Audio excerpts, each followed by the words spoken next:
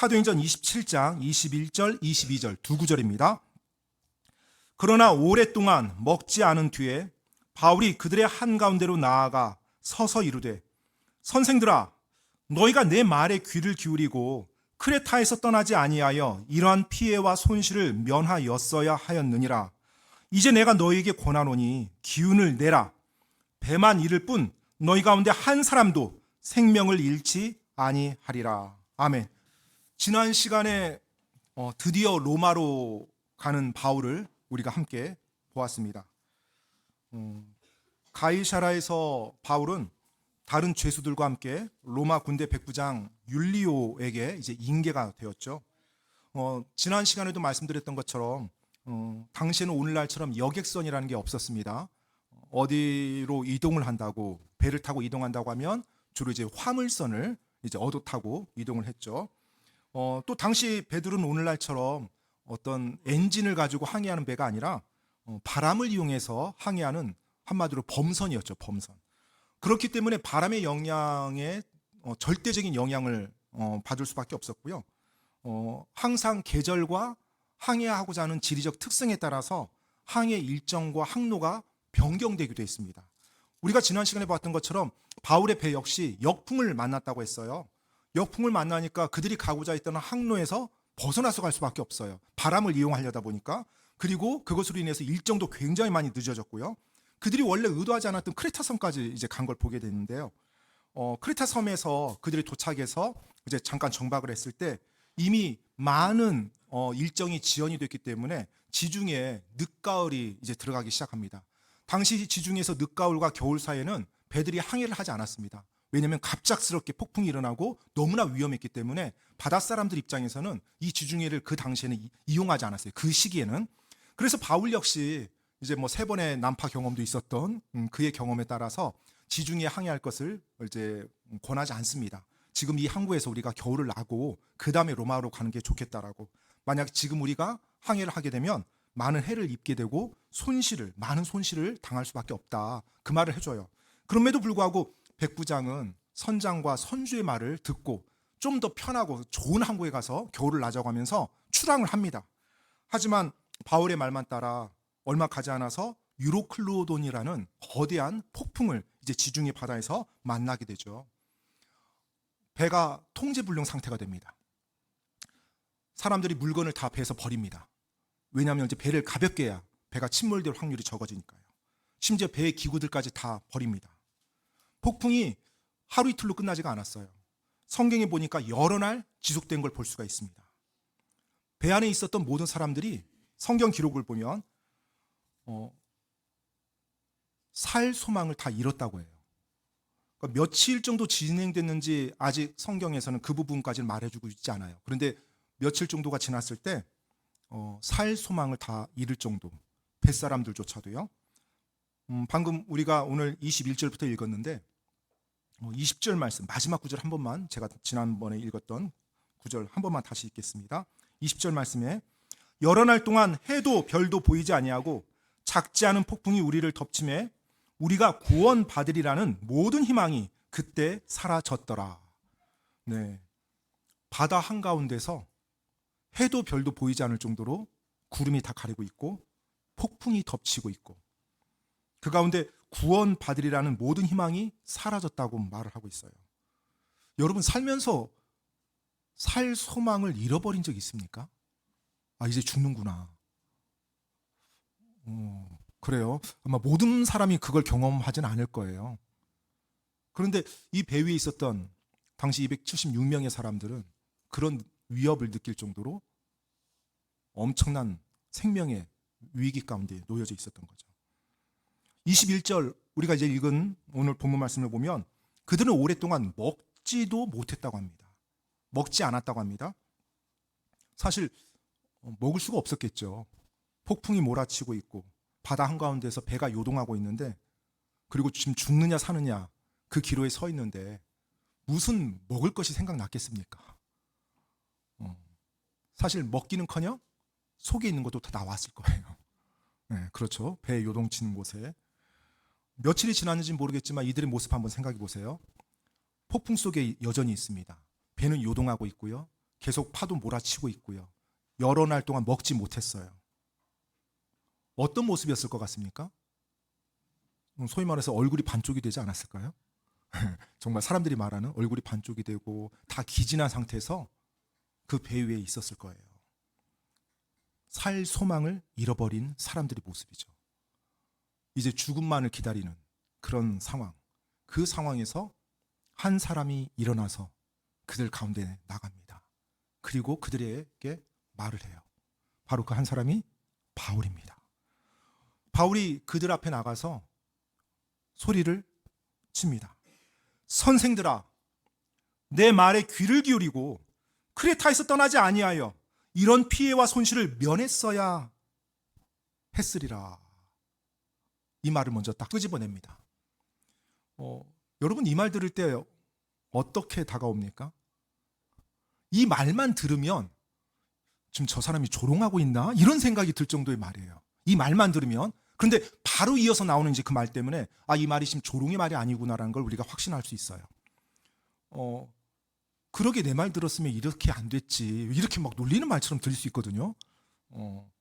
그런데 지금 바울은 이들에게 자기 말을 듣지 않은 것에 대해서 조롱하거나 놀리기 위해서 말한 게 아니에요. 지금 이 다음에 이어서 할 말을 이 사람들이 믿도록 하기 위해서 이 말을 꺼낸 겁니다. 이전에 내가 했던 말 허튼 말 아니었습니다. 정말로 제가 올바른 진실을 말한 것입니다. 자, 이번에 제가 또 올바른 말을 할 겁니다. 지금 이렇게 미리 한마디를 그들에게 던지는 겁니다. 자신의 말에 대한 신뢰를 이렇게 그들이 가질 수 있도록 하기 위해서. 그러면서 22절에 어떤 말을 해요? 기운을 내라. 배만 잃을 뿐 너희 가운데 한 사람도 생명을 잃지 아니하리라 라고 말을 해줘요. 정말로 복된 소식이죠. 이들에게 있어서 살 소망이 없는 이들에게 어떤 사람도 생명을 잃지 않을 것이라고 그 말을 바울이 해주는 거예요. 자, 그런데 이제 그 다음에 바울이 왜 이런 말을 하는지에 대해서 이유를, 근거를 댑니다. 근거가 있어야 될 거 아니에요. 그냥 막연한 어떤 환상 속의 어떤 긍정적인 말을 하는 게 아니라 왜 그 말을 하는지. 자, 그 말이 23절부터 이제 이어서 나오는데 제가 23절로 26절까지 쭉 한번 읽어 나가도록 하겠습니다. 23절로 26절까지입니다. 나를 소유하신 하나님, 곧 내가 섬기는 하나님의 천사가 이 밤에 내 곁에 서서 이르되 바울아 두려워하지 말라. 내가 반드시 카이사르 앞에 가야 하리라. 보라, 하나님께서 너와 함께 항해하는 자들을 다 내게 주셨느니라 하였으니 그러므로 선생들아 기운을 내라. 나는 하나님을 믿으니 그분께서 내게 말씀하신 그대로 일이 이루어지리라. 그럼에도 불구하고 우리가 반드시 어떤 섬에 닿으리라 하니라. 자, 이제 바울이 왜 자기가 지금 한 명도 죽지 않을 것이라는 말을 했는지에 대해서 말을 해줍니다. 자, 그런데 이제 하나님께 바울이 메시지를 듣고 하나님의 천사에게 메시지를 듣고 그 메시지를 근거로 해서 그들에게 말을 하고 있거든요. 하나님의 천사가 바울에게 나타나서 첫 번째 했던 말이 어떤 말이에요? 네, 바울아 두려워하지 말라. 그러면 이 말은 무슨 말이에요? 바울도 두려워했다는 거죠. 네, 바울도 두려웠어요. 죽을 만큼 두려웠을 겁니다. 모든 사람이 살 소망을 잃었는데 그 가운데 바울은 두려움 없이 당당했다. 그거 아니에요. 바울도 두려움이 있었다는 거예요. 그러니까 하나님의 천사가 두려워하지 말라고 말을 해줍니다. 그러면서 너가 반드시 카이사르 앞에 가야 된다. 그 말을 해주며 하나님께서 너와 함께 항해하는 자들을 다 너에게 주셨다라는 말을 해요. 이 말은 지금 바울로 인해서 배 위에 있는 모든 사람들이 로마까지 갈 거라는 거예요. 하나님께서 바울로 인해서 그곳에 있는 사람들의 생명을 다 살려주고 바울과 함께 그 로마까지 갈 수 있도록 만들어주겠다는 것입니다. 바울은 지금 이 하나님의 천사가 자기에게 해준 말을 근거로 해서 배 위에 살 소망을 잃은 자들에게 소망을 지금 전하고 있는 거거든요. 하나님의 말씀을 그리고 하나님의 약속을 받은 하나님의 사람은 여러분 항상 소망의 통로가 됩니다. 여러분이 하나님을 믿고 하나님의 진리를 알고 있습니까? 그렇다면 누군가에게 여러분 소망의 통로가 될 수 있다는 거예요. 여러분 안에 있는 그 진리로 인해서요. 여러분이 가지고 있는 그 하나님의 약속으로 인해서요. 바울이 지금 그 소망의 통로 역할을 하고 있는 것입니다. 어떻게 해요? 자기 능력으로요? 아니요. 자신이 받은 하나님의 약속을 그들에게 알려줌으로요. 하나님의 사람은 여러분 어디에 가더라도 소망의 통로가 되고, 그리고 자기 주위에 있는 사람들에게 복이 됩니다. 복의 통로가 돼요. 바울이 지금 이 상황에서 지금 정확히 그런 역할을 하고 있고요. 성경에 나오는 많은 사람들이 그런 일을 한 걸 볼 수가 있죠. 뭐 요셉의 경우도 보디발의 집이 형통하게 하는데 통로가 되어주죠. 하나님의 말씀대로 살아가는 하나님의 사람은 그가 어디에 가든지 항상 소망과 복을 전달하는 통로가 됩니다. 우리가 올바르게 하나님을 붙잡고 살아갈 때요. 지금 이 배 위에서, 소망이 사라진 배 위에서 바울이 그런 하나님의 일을 감당하고 있는 것을 볼 수가 있습니다. 자, 그러면서 지금 25절 말씀 우리가 지금 보고 있는데요. 24절 말씀이에요. 24절 말씀에 하나님께서 너와 함께 항해하는 자들을 다 내게 주셨느니라 하면서 배 위에 있는 자들이 다 살 것이라고 바울이 말을 해주고 있어요. 배 위에 지금 어떤 사람들이 있죠? 군사들, 그리고 선원들, 선장과 선원들, 그리고 바울과 함께 호송되는 죄수들, 이들로 약 270, 바울까지 포함해서 6명입니다. 그들 가운데 예수님 믿고 하나님 믿는 사람은 거의 없죠. 대부분 믿지 않는 자들이에요. 처음에 바울이 기운을 내라, 너희 가운데 생명을 잃을 자 한 명도 없을 것이라고 말했을 때 저 사람이 혹시 무슨 말을 하나 했을 거예요. 그리고 나서 근거를 들어보니까 하나님의 천사가 자기에게 와서 이 약속을 해줬다는 거예요. 그러면 그들 입장에서 바울의 말이 설득력 있게 다가왔을까요? 하나님을 지금 믿지도 않고 예수님을 믿지도 않은 자들에게 바울의 그 근거가, 아마 그 바울의 말을 들었을 때 저 사람이 하나님을 믿는 종교인이다 보니 상황이 이렇게 절박하고 절망적인 상태에서 우리에게 뭔가 희망을 전하기 위해서 그냥 덕담을 하는구나, 뭐 이런 식으로 들렸을 수도 있을 것 같아요. 그냥 살 겁니다, 막연한 희망 하나 전달하는구나, 종교인이니까, 뭐 이런 식으로 생각하지 않았을까 생각이 돼요. 그런데 여러분, 바울이 지금 하나님이 전한 말씀만 전한 것이 아니라 25절에 보면 그 하나님이 자신에게 전해주었던 그 약속에 대해서 바울 자신이 어떤 입장을 취하고 있는지, 바울 자신이 어떤 태도를 취하고 있는지 그것도 보여줍니다. 방금 25절 말씀 우리가 읽었는데요. 뭐라고 말해요? 나는 하나님을 믿으니 그분께서 내게 말씀하신 그대로 일이 이루어지리라 라고 선포를 해요. 하나님께서 나에게 어떤 말씀을 해주셨습니다, 정보만 전달한 것이 아니라 하나님께서 해주신 말씀에 대해서 저는 확실하게 믿습니다. 그리고 그 일이 반드시 이루어질 것을 저는 압니다 라고 그들에게 확신을 전달하는 것입니다. 지금 바울이 어떤 일을 하고 있어요? 하나님의 말 메시지를 전한 것뿐만 아니라 자신의 간증을 하고 있어요. 어떤 간증이요? 하나님을 믿고 있고 그분의 약속이 반드시 이루어질 거라는 확신을 가지고 자기가 산다는 것을요. 지금 이 배 위에 있는 사람들은 바울이 들었던 천사의 음성 듣지 못했습니다. 그들은 하나님을 믿지 않는 자들이에요. 그런데 하나님의 말씀을 전해줬어요. 바로 그들에게 바울은 하나님의 말씀을 전하는 사람의 모습도 전해줍니다. 여러분, 이 세상은 하나님의 말씀을 들어야 됩니다. 그런데 이 세상은요, 하나님의 말씀을 확실하게 믿고 확신하며 사는 하나님의 사람도 봐야 될 필요가 있어요. 만약에 그런 사람들이 있지 않다면 그들은 하나님의 말씀에 대해서 그렇게 신뢰를 주지 않을 겁니다. 여러분들이 누군가 메시지, 하나님의 말씀을 전하고 하나님의 말씀대로 살아가는 그 모습을 보일 때 여러분의 삶 속에서 하나님의 진리가 어떻게 역동하는지, 어떻게 일하는지를 그들은 지켜볼 겁니다. 그리고 나서 여러분이 하는 말을 들을지 말지 결정할 거예요.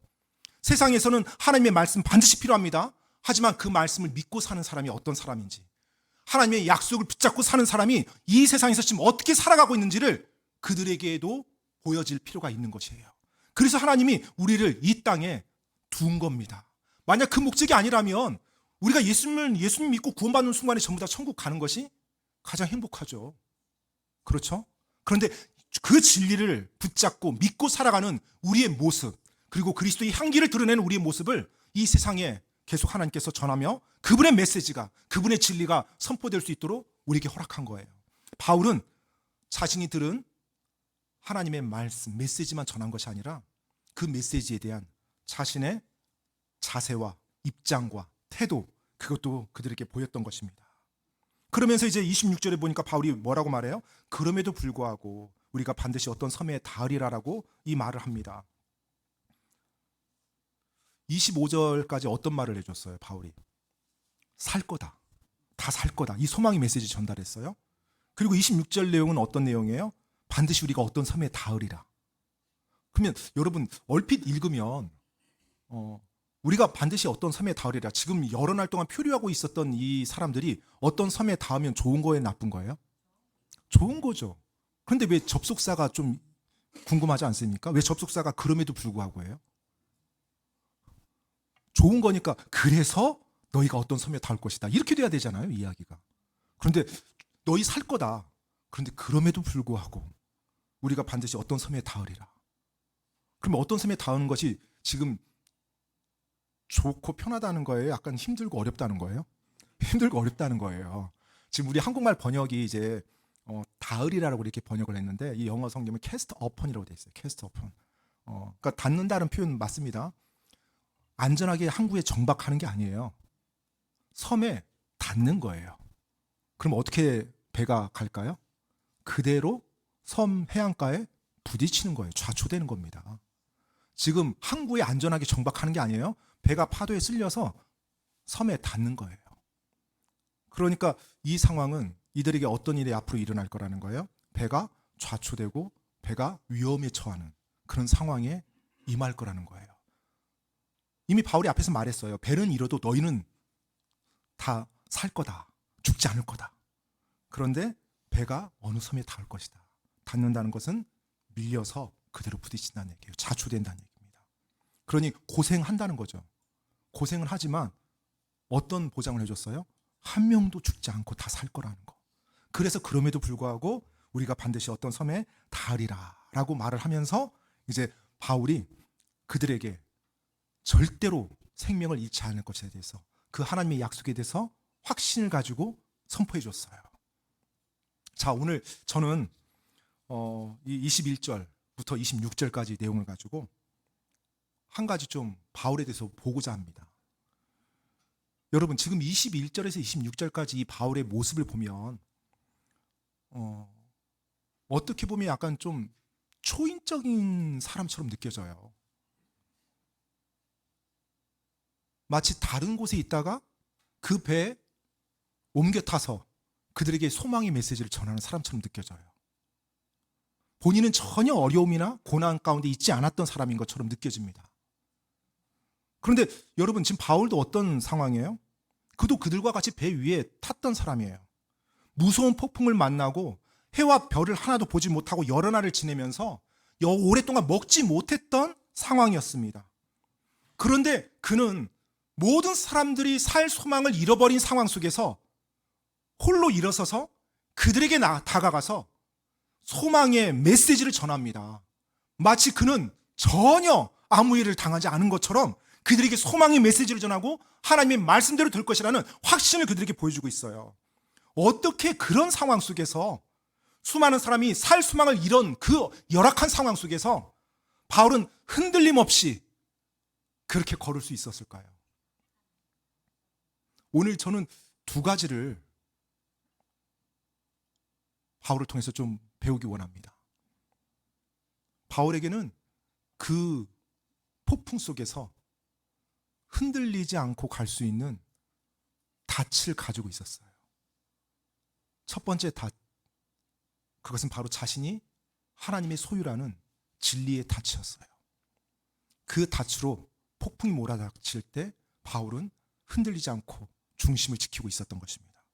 23절 말씀에 보면 바울이 자기 자신에 대해서 이제 설명을 할 때 하나님에 대해서 언급하는데 하나님을 뭐라고 말을 해요? 23절에 보면은 하나님에 대해서 그가 나를 소유하신 하나님, 이 말로 시작합니다. 나를 소유하신 하나님. 누가 소유했다고요? 하나님이 소유했어요. 곧 내가 섬기는 하나님. 나를 소유하셨으니까 내가 섬기죠. 바울은 자신이 누구의 것인지를 정확히 알고 있었어요. 그래서 자신의 소유주가 누구인지를 알기 때문에 이 땅을 사는 동안 어떻게 살아야 되는지를 알았어요. 여러분은 누구의 것입니까? 여러분의 삶의 주인은 누구입니까? 이 질문에 대한 답이 여러분의 삶에 큰 차이를 가져올 것입니다. 만약 내가 주님의 것이라면, 내 소유주가 주님이라면 나에게 일어나는 모든 일에 있어서 누가 책임을 지실 거예요? 주님이 책임을 집니다. 여러분에게 여러분 소유의 것이 있겠죠. 이 땅 살면서. 예를 들어 여러분이 여러분의 차를 소유하고 있다고 가정해 볼게요. 또 여러분이 여러분의 집을 소유하고 있다고 가정해 볼게요. 그러면 차에 문제가 생기면 누가 그거 고쳐야 됩니까? 네, 소유주인 여러분이 고쳐야 되는 거예요. 왜요? 여러분 거니까. 근데 여러분 소유주가 아니에요. 그러면 넘기겠죠. 그렇죠? 여러분의 집이 문제가 생겼어요. 부서졌어요. 그러면 누가 그걸 고쳐야 돼요? 네, 여러분이 고쳐야 돼요. 왜요? 여러분이 그 집 주인이니까. 내가 주님의 소유라면 내 삶에 문제가 일어났어요. 궁극적으로 누가 지금 책임져야 돼요? 주님이 책임지는 거예요. 주님이. 바울은 바로 나를 소유하신 하나님. 그럼 내 문제 지금 누가 관여해 주셔야 되는 거예요? 주님이 관여하셔야, 하나님이 관여하셔야 되는 거예요. 그런데 만약에 나의 소유주가 나 자신이라면 이제부터 인생은 어떻게 살아야 돼요? 내가 다 책임지고 살아야 돼요. 내가 다 책임지고요. 한 치 앞도 바라보지 못하는 우리 인생이 삶의 모든 것을 책임지면서 살아간다? 그 삶이 만족과 평안과 기쁨이 있을까요? 없습니다. 매 순간순간 불안과 두려움 속에서 살아갈 거예요. 어떻게 펼쳐질지 모르니까요.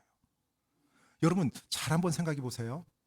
여러분의 생명이 어디로부터 왔습니까? 우리는 진리를 통해서, 하나님의 말씀을 통해서 그걸 알고 있지만 우리가 이 세상 살아갈 때, 예수님을 알지 못할 때는 이 생명이 어디로부터 왔는지도 몰라요. 그렇죠? 이 생명이 어디로부터 왔는지도 모르는데 이 생명의 주인을 나라고 생각하면서 살아가고 있어요. 생명이 어디로부터 왔는지도 모르는데 내가 이 생명의 주인이라고 주장하며 살아가는 삶이 얼마나 어리석습니까? 그러니 그 인생에 절대로 만족과 기쁨과 평안은 있을 수가 없어요. 내가 알지도 못하는 이 생명을 가지고 내 것이라고 주장하면서 내 마음대로 사용하려고 하는데 거기에 무슨 만족과 평안이 있습니까? 아무리 많은 부와 높은 지위를 내가 취했다 할지라도 이 생명이 어디로부터 왔는지도 모르면서 이 생명이 내 것이라고 주장하고 내 욕망을 추구하는 삶에는 절대로 만족과 평안이 없고요. 공허함과 불안과 두려움만 계속 이어질 따름입니다. 우리는 이미 사도행전을 통해서 그런 사람을 많이 만났습니다. 방금 이 27장 전에 나왔던 우리 총독들, 그 유명한 총독들 있죠. 어떤 총독들 나왔습니까? 벨릭스 총독도 나왔고 베스도 총독도 나왔고 아그리빠 왕도 나왔습니다. 전부 다 바울과 대면을 했던 세상의 통치자들입니다. 그들의 삶에 평안과 기쁨이 있었습니까? 아니요. 그들이 많은 부를 가지고 있고 높은 지위를 가지고 있었지만 그들의 삶은 여전히 긴장되고 초조하고 정치적인 권력에 매여서 자기 욕망을 추구하는데 안달돼서 살아가는 그 비참한 삶이었어요. 그래서 바울이 그들을 보고 뭐라고 말했습니까? 내가 결박당한 것 외에는 이곳에 있는 모든 사람이 나와 같이 되기를 원하나이다. 바울이 누리고 있는 그 기쁨과 평안과 만족을 그들은 맛도 보지 못했어요. 세상이 무엇인지, 삶이 무엇인지, 생명이 무엇인지도 모르고 살아가는 그 어리석음을 보면서 바울은 그들에게 그 간절한 마음을 토로했던 것입니다.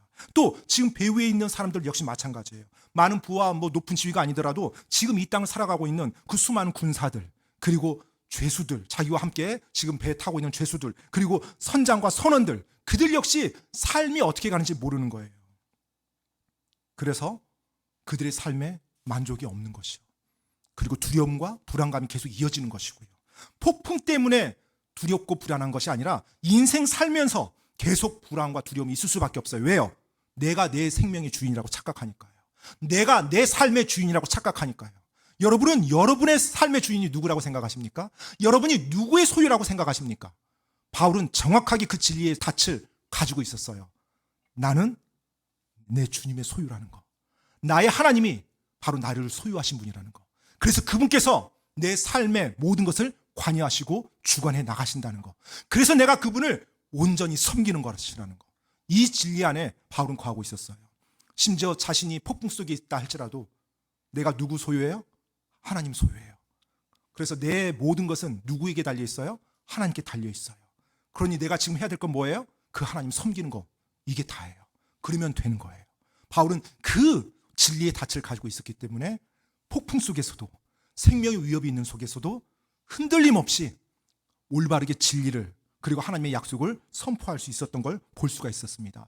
또 바울이 가지고 있었던 놀라운 닻이 하나 있었어요. 흔들림 없이 그렇게 갈 수 있었던 덫. 바로 그것은 우리가 25절에서 보았던 바울의 그 믿음입니다. 나는 하나님을 믿으니 그분께서 내게 말씀하신 그대로 일이 이루어지리라. 아멘. 바울이 자기 믿음에 간증을 한 겁니다. 나는 하나님을 믿으니 그분께서 내게 말씀하신 그대로 일이 이루어지리라. 바울은 하나님의 약속을 신뢰하는 바로 믿음의 닻을 가지고 있었어요. 어떤 상황이라도 하나님께서 내게 말씀해 주셨다라면 그 말씀 반드시 이루어지리라는 그 믿음의 닻이요. 배 위에 있는 모든 사람이 살 소망을 잃어버린 그 가운데 바울은 하나님이 자신에게 해주신 그 약속을 붙잡으며 믿음의 닻을 가지고 흔들림 없이 걸어갈 수 있었던 것입니다. 그래서 죽어가는 사람들에게 기운을 내라고 말하면서 그들에게 소망의 통로 역할을 했던 것입니다. 바울은 지금 이 메시지를 폭풍이 끝나고 잔잔한 상태에서 말한 게 아니에요. 지금 우리가 이 내용을 보게 되면 바울은 지금 여전히 폭풍이 치고 있는 가운데, 여전히 배가 요동하고 있는 가운데, 오랫동안 먹지 못한 가운데 홀로 서서 이 메시지를 전하고 있는 것입니다.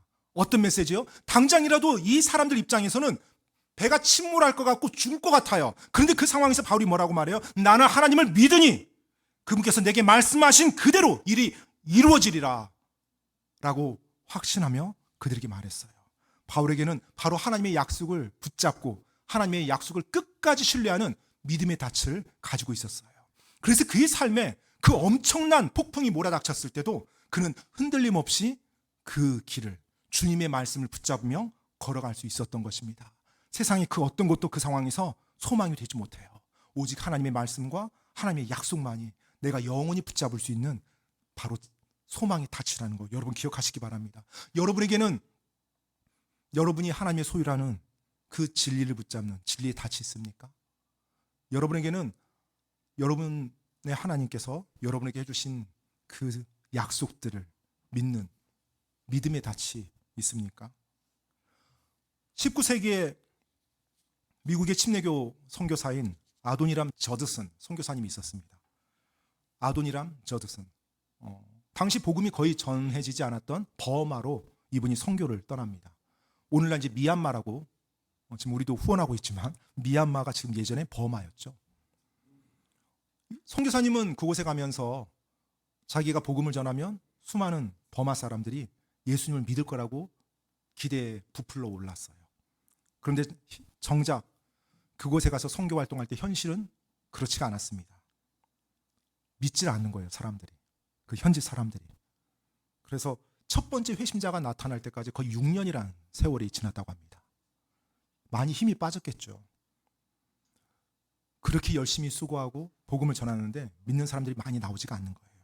그런데 설상가상으로 그런 가운데 미얀마 그 버마에서 전쟁이 일어난 거예요. 그런데 이 선교사님이 미국 선교사님이다 보니까 이제 간첩이라고 오해를 받아서 이 감옥에 이제 투옥이 됩니다. 전쟁 중에 감옥에 투옥이 됐어요. 발에 무거운 쇠사슬이 채워져 있는 상태에서 아주 열악한 상황으로 심지어 생명의 위협까지 느끼며 건강을 잃어버릴 수 있는, 그래서 죽을 수 있는 그 위기까지 맞이하게 됩니다. 인간적으로 보면 그분의 선교 사역이 다 실패한 것처럼 보였죠. 구원받은 사람도 거의 없어요. 그리고 지금 감옥에 갇혀 있어요. 이 땅엔 전쟁 중이에요. 그런 가운데 어느 누군가가 이 선교사님께 갇혀있는 그 선교사님께 질문을 한 거예요. 선교사님, 버마 선교하러 오셨는데 전망이 어떻습니까? 이곳의 사람들이 예수님 믿을 것 같습니까? 사실은 몰라서 묻는 질문이 아니라 감옥에 갇혀있는 선교사님께 비아냥거리며 조롱하는 질문이었어요. 그러자 그 조롱하는 질문을 들은 아도니람 저드슨 선교사님이 전망이요? 네, 전망은 하나님의 약속만큼이나 밝습니다. 이렇게 대답을 했어요. 아직 회심자도 많지 않고 전쟁 중에서 감옥에 갇혀 있어서 그 선교지에서 고통을 당하며 쇠사슬에 묶여 있었던 그 하나님의 사람 입에서 나왔던 것, 전망은요, 하나님의 약속만큼이나 밝습니다. 하나님께서는 그 하나님의 사람을 들어 사용하십니다. 그래서 나중에 그 저드슨 선교사님이 번역했던 버마어 성경이 버마 전 지역에 다 퍼지게 되고요. 그리고 그분의 사역으로 많은 사람들이 예수님을 영접하게 되고요. 버마의 많은 교회들이 세워졌습니다. 이 저드슨 선교사님, 그 생명의 위기 속에서 감옥에 갇혀 있으면서도 나의 소유주가 하나님이라는 사실을 정확히 알고 있었죠. 그리고 하나님이 그분의 말씀으로 약속해 준 것이 절대로 떨어지지 않는다는 것, 반드시 성취된다는 것, 바로 그 하나님의 약속을 굳건히 붙들고 있었던 믿음의 닻을 가지고 있었습니다. 하나님께서는 그 선교사의, 그 저드슨 선교사의 그 마음과 그 헌신과 그 하나님을 향한 사랑을 아름답게 사용하셔서 그분의 일을 그 버마 지역에서 이루는 걸 볼 수가 있습니다. 바울처럼요. 바울은 자신이 하나님의 소유라는 진리의 닻을 가지고 있었고요. 그리고 하나님의 말씀을 끝까지 신뢰하는 믿음의 닻을 가지고 있었습니다. 그래서 그 거친 폭풍 속에서도 그는 흔들림 없이 하나님의 일을, 그리고 하나님의 복음을, 하나님의 증언을 할 수 있었던 것이고요. 그의 말과 행동을 통해서 배 위에 있었던 절망에 빠졌던 수많은 사람들이 일어서기 시작합니다. 이제 우리가 계속 그 내용을 이어보겠지만 그 수많은 사람들이 드디어 바울의 말에 귀를 기울이고 소망 가운데 일어서기 시작해요. 무엇으로 인해서요? 하나님을 절대적으로 믿는 바울 그 한 사람, 하나님의 사람으로 말미암아서 수많은 사람들이 일어서기 시작합니다. 사랑하는 성도 여러분, 여러분은 내가 하나님의 소유라는 그 진리의 닻을 가지고 있습니까? 예수님을 믿고 먼저 구원 받으셨나요? 그리고 구원 받으신 이후에 나의 소유 주신 그 하나님을 내가 인정하며 그분을 섬기면서 살아가고 있는지요? 우리가 이 땅을 살아가면서 때때로 내 삶 속에 내가 생각하지 못했던 여러 가지 일들, 당황스러운 어떤 상황들이 펼쳐질 때 여러분 기억하십시오. 나는 하나님의 소유라는 것. 그래서 그분이 그분의 소유지를 지금 계속 보고 있다는 것. 그러니 나는 그분을 섬기면서 나가면 된다는 것. 이걸 생각하십시오. 그리고 또 하나님께서 그분이 우리에게 해주신 말씀이 있다라면, 또 그분의 말씀을 통해서 우리에게 주신 말씀이 있다라면 우리가 그 말씀을 끝까지 신뢰해도 괜찮다는 것. 그 믿음의 닻을 가지시기 바랍니다.